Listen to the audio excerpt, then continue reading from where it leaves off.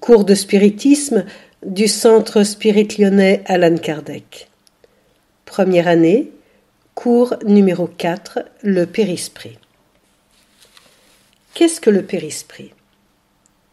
Le mot périsprit a été créé par Allan Kardec, le codificateur de la doctrine spirit. Il parle de la constitution ternaire de l'homme, avec l'existence d'un médiateur entre le corps et l'âme.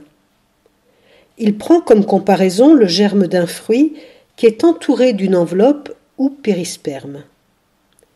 L'esprit est donc entouré d'une enveloppe qu'il appelle le périsprit.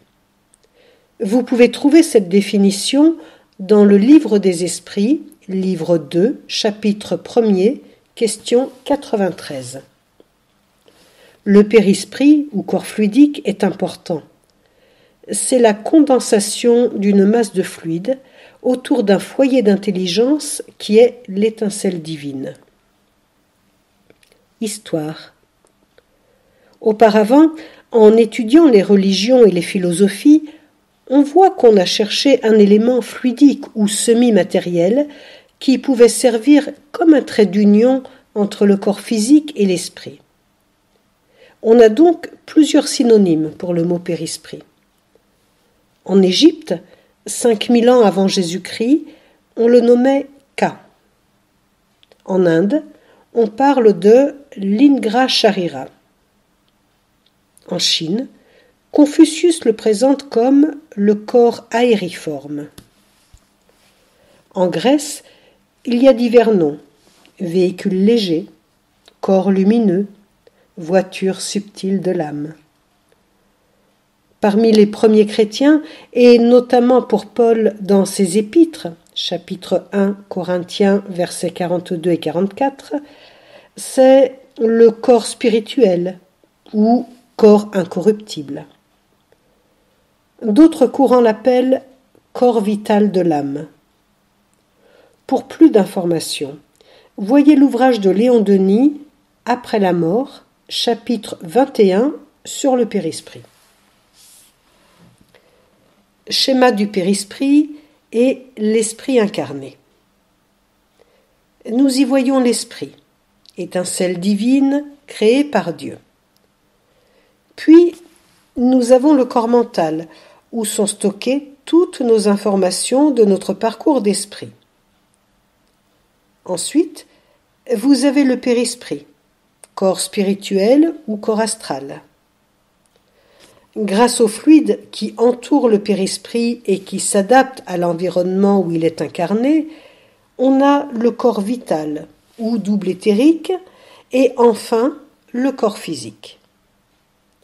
Les irradiations de l'esprit du corps vital et du corps physique créent une atmosphère qu'on appelle l'aura, visible avec la photographie Kirlian.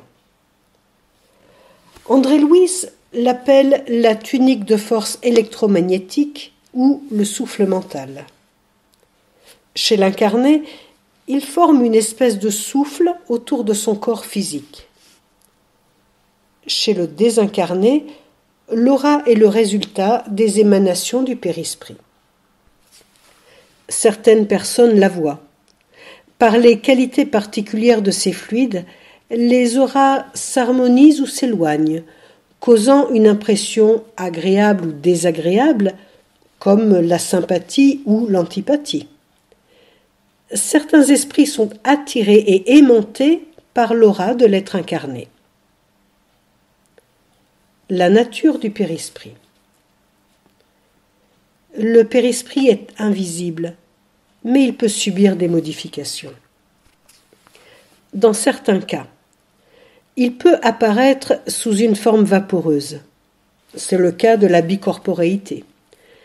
Ces différents états sont le résultat de la volonté de l'esprit et non d'une cause physique extérieure.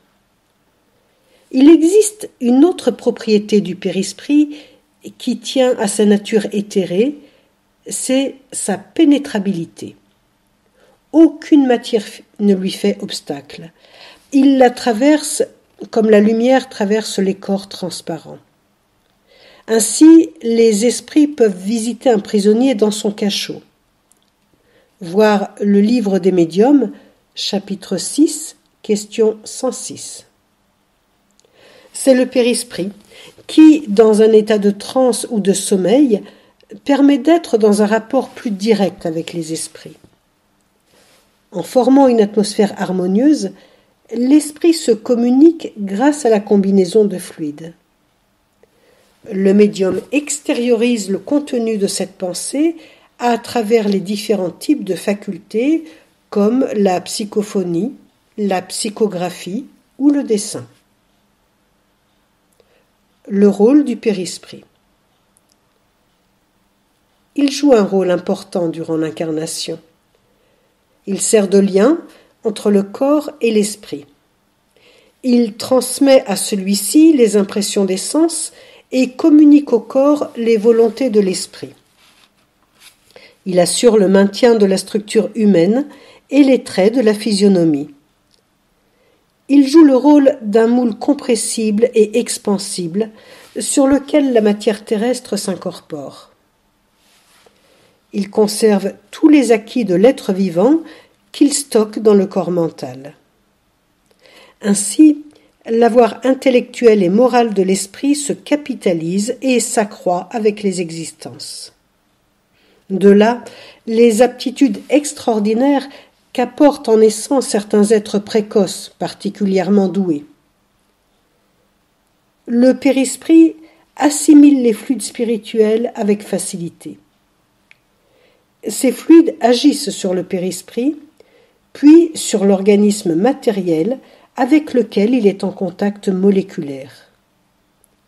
S'ils sont bons, le corps en ressent une impression salutaire. S'ils sont mauvais, l'impression sera pénible. Si cette situation devient permanente, elle peut conduire à des désordres physiques. Certaines maladies n'ont pas d'autre cause. L'évolution du périsprit. La constitution du périsprit n'est pas identique pour tous les esprits, même s'ils sont du même monde. Les éléments qui constituent le périsprit sont toujours en rapport avec le degré d'avancement moral de l'esprit. Il attire à lui des molécules assimilables à sa nature. Quand un esprit quitte un monde pour un autre, il perd certains éléments au profit d'autres. Cette adaptation demande toujours du temps selon l'évolution de l'esprit. Les esprits inférieurs ont un périsprit plus grossier, et c'est pour cela qu'ils sont aimantés au monde qu'ils habitent, sans la possibilité d'atteindre les mondes plus évolués. Ils confondent souvent leur périsprit avec leur corps charnel. Pour cette raison, ils se croient toujours vivants. Ils restent à la surface de la terre, comme les incarnés, croyant toujours vaquer à leurs occupations. Ils peuvent expérimenter des sensations comparables au froid, à la chaleur et à la faim. L'évolution du périsprit, suite. Le périsprit n'est cependant pas immuable. Il peut s'épurer et s'ennoblir. Il accompagne toujours l'esprit dans toutes les étapes de son évolution. Il devient plus éthéré au fur et à mesure que l'esprit s'épure et s'élève. À travers des incarnations sans nombre, il monte les degrés de l'échelle hiérarchique pour devenir de plus en plus diaphane et brillant et resplendir un jour de cette lumière éclatante dont parlent les évangiles. Chez les esprits purs, le périsprit est si éthéré qu'il n'existe pas pour nos sens. C'est pourquoi l'expression « esprit de lumière » signifie un esprit qui présente déjà un degré d'évolution considérable.